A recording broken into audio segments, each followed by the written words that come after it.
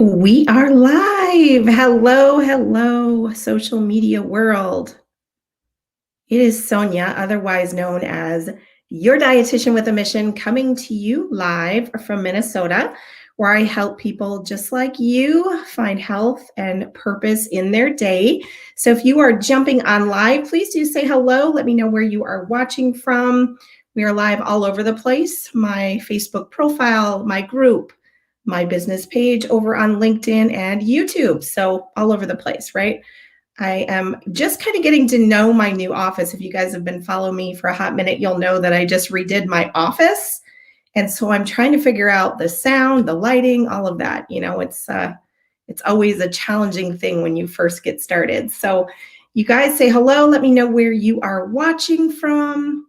And of course, say hello if you are on the replay as well. The comments are a little bit delayed here, so hopefully we'll see some people jumping on there. Hello. Okay, I'm starting to see some people come in. Hello, hello. Let me know where you are watching from. Say hello. Okay, so I'm really excited about this topic today. So it's Thursday, Thankful Thursday, because it's, even though we should be thankful every day, I think we take a little extra thank on Thursday. And so the title of this topic today is 10 ways to show thanks to your gut. In other words, 10 different things that you can do every day to have a healthy gut. So that being said, okay, guys, hang on. We're having a problem here on LinkedIn.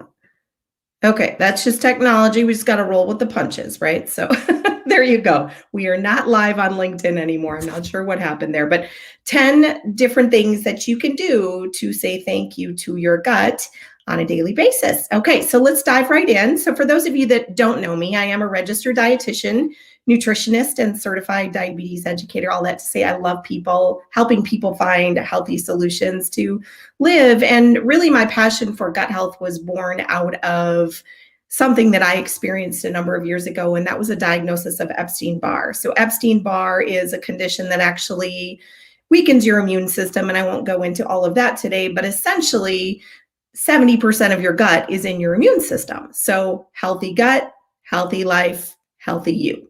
Okay, so that's why we're here talking a little bit about 10 things that you can do on a daily basis to make sure you've got a good, healthy gut. So let's dive right in. Okay, so you'll always hear me talk food first because obviously we are what we eat. That really is not a cliche saying. It is very true. So having enough diversity in your diet and eating primarily plant-based. So anywhere from 9 to 12 servings of fruits and vegetables per day. And you might say, oh my goodness, that's hard. And it is hard. Even as a dietitian, I struggle with that because if you think about the modern diet today, unfortunately, a lot of the foods that we grab on the go and the quick and easy things are convenience foods. They're not plant-based, healthy fruits and vegetables. So if you are struggling, I like to use a greens drink on a daily basis. This is the one I actually use. It's an organic greens that actually has pre and probiotics added to it as well. So it's really, really gut friendly, but it gives me 3 servings of vegetables in 1 glass. So that's a win-win situation. You knock 3 out of the 9 to 12 off the list right there. But then of course you can do lots of things to add them into your days. But the most important thing is diversification in terms of the types of fruits and vegetables that you select. So making sure you have enough diversity in your diet every day. Okay, so number 2 kind of goes hand in hand, and that is making sure your diet is very high in fiber. Well, if you're eating all those fruits and vegetables, you can pretty much check that one off the list. Although you can also do things like add flaxseed to a smoothie. You can use, gluten-free. I like to stay away from gluten personally, but if you can tolerate gluten, make sure you're choosing high fiber whole grains, because grains obviously do have fiber in them. So things like gluten-free oats, if you are gluten-free, certainly can provide you with some additional fiber, but making sure you get at least 25 grams of fiber in your diet every day. That is really, really important because your gut loves fiber.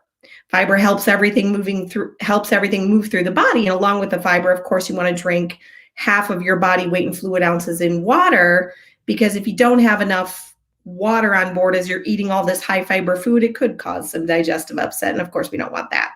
So that's really important as well, to making sure you get at least 25 grams of fiber in your day. Third on the list is exercise. So making sure you move your body. That doesn't mean you have to go to the gym every day. It just means you need to move your body for 30 minutes a day.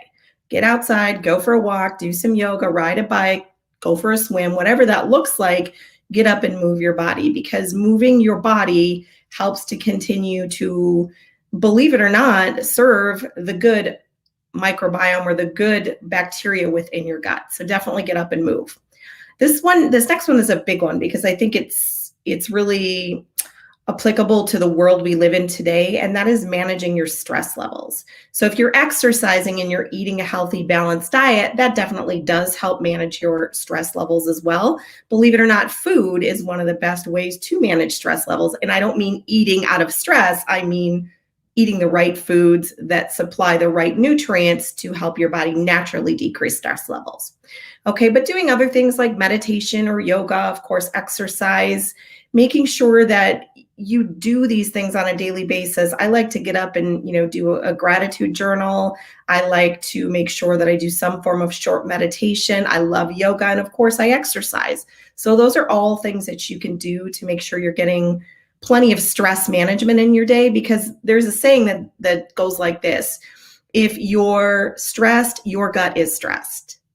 And that defeats the whole purpose of what we're talking about today. So make sure you're doing things on a daily basis to manage your stress levels. Okay, so that was number 4 on the list. Number 5, this is a big one. So there are a lot of sugars, of course, that we could find in things. And you're going to find natural sugar that comes from fruit. You're also going to find a lot of added sugar or hidden sugars in food you eat. So make sure you're looking at labels, because you want to limit the amount of, especially things like fructose corn syrup and glucose, or simple sugars. It's another word for it, sugars added to food. Because what sugar does is it actually feeds the bad bacteria. So we want to do the opposite. We want to feed the good bacteria and not support the bad. Okay, so staying away from especially the refined sugar as much as you possibly can. Okay, so that is number 5. And number 6, sometimes if we're staying away from sugar, what do? We run for the artificial sweeteners. Well, artificial sweeteners are chemicals. Did you know that Splenda, which is a very popular artificial sweetener, is actually chlorinated sugar? So stay away from artificial sweeteners. Now, there are a couple of non-caloric sweeteners that I think are probably okay to use. One is an organic stevia, and the other would be monk fruit. So using those, of course, if you need to sweeten something and you want to stay away from sugar, but you can also use things like coconut sugar or maple syrup, a keto maple syrup, those sorts of things. If you have any digestive problems, you also want to be mindful of things like sugar alcohol, because they can cause a lot of digestive upset. So most people can handle it fine, but if you have any gut issues to begin with, using things that have sugar alcohol in them, and a lot of the keto products that people buy are loaded with sugar alcohol. So just make sure you're reading the labels and staying away from things that potentially could be high in sugar alcohol levels. And of course, artificial sweeteners. Okay, number 7 on the list. This is a big one.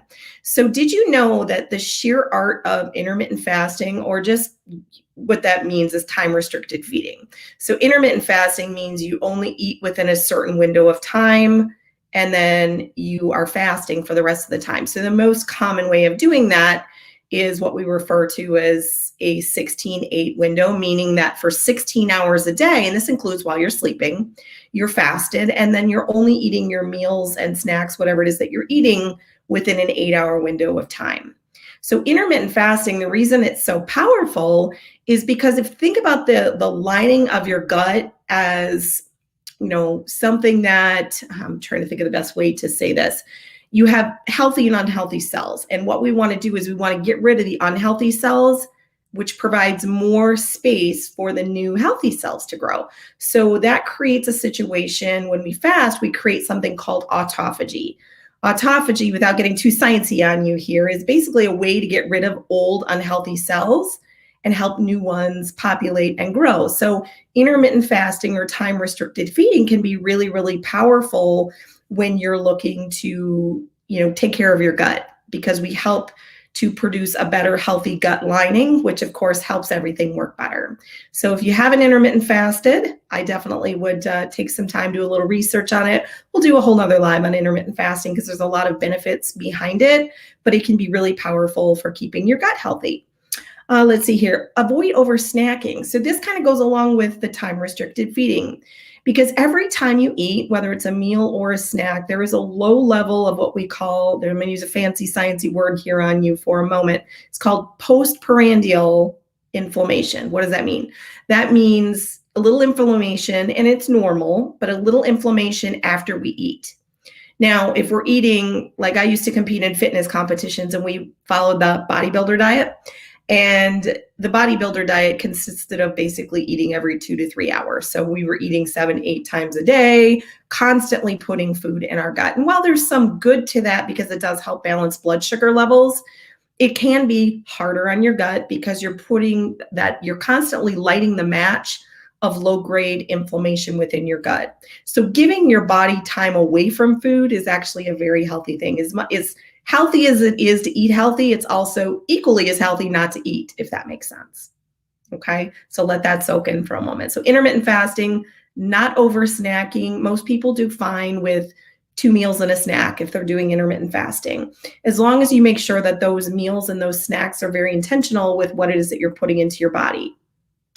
Okay, and fermented foods, you've heard me talk about this before. That's a big one. Things like kombucha or kimchi or sauerkraut, miso, you can do yogurt if you can tolerate dairy, things with probiotics or good bacteria added to them. So very powerful. I try to include something on a daily basis that has those healthy pre and probiotics in them.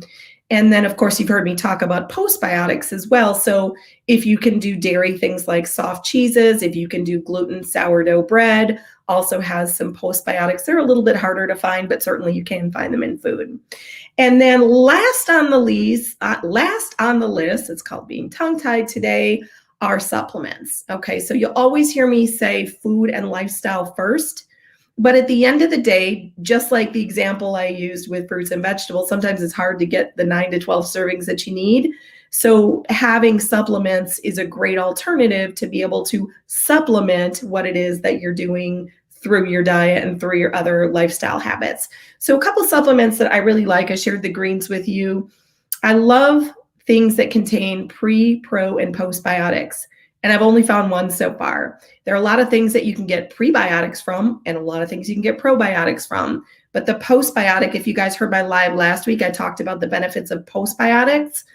If you can find a supplement that has all three, it's like 3 points to a triangle and you have absolutely hit a home run. So I love this Trebiotic. It's actually a combination of pre, pro, and postbiotics. I got a little bit of a sun glare there, as you can see. Looks like little coffee grounds, but it's basically 1 scoop a day, gives you the pre, pro, and postbiotics. So that's a really, really great way to just keep your gut health in balance. Really powerful for decreasing bloating and, just uncomfortable gas or running to the bathroom all the time, those symptoms that sometimes we get as a result of actually having digestive issues. I've been through the ringer with all this stuff, so trust me when I say this stuff works. The other thing I really love is using liquid collagen. You've probably heard me talk about liquid collagen, but collagen is really powerful for a couple of things. If you have any low-grade inflammation within your gut or any remnants of what I refer to as leaky gut, and this is not me diagnosing, curing, or treating anything, but go out and research leaky gut. It's a very real thing. What that means is that some of the food that you eat isn't being fully digested.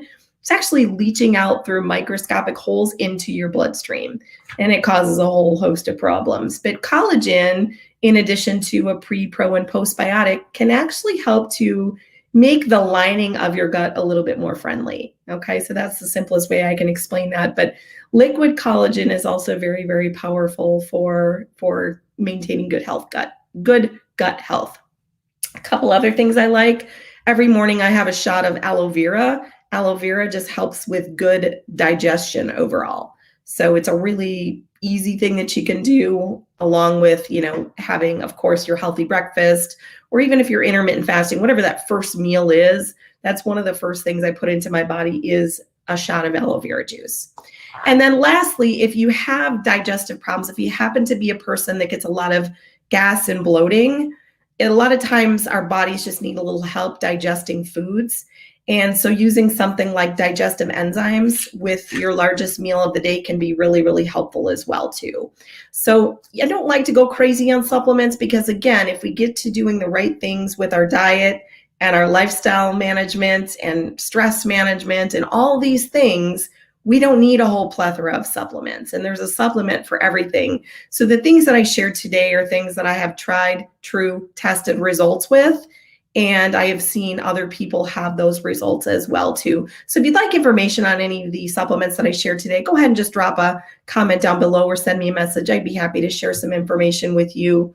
So hopefully you found these 10 tips really helpful, because I think as we move through, time, especially after what happened in 2020, we realize the value of immune health.